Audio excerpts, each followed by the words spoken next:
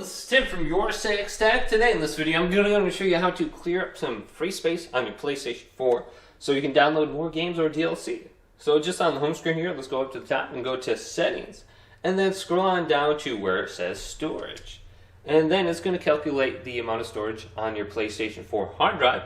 Otherwise, you can just simply select this to go into this menu where you can see everything that's broken down between the themes, save data, capture gallery, and the applications will be your game. So my games is the largest section right here.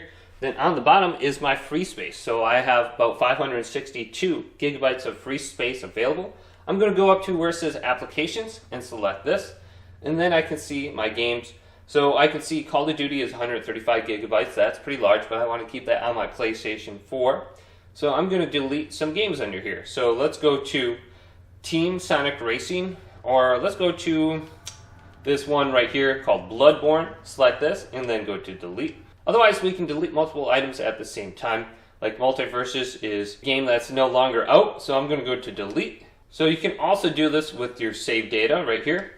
We can select it. If there's any game data or game progress that we want to delete off our PlayStation, we easily could under this section. And it might take about 10 to 15 seconds for it to load. So here's Call of Duty, and this is mostly my campaign.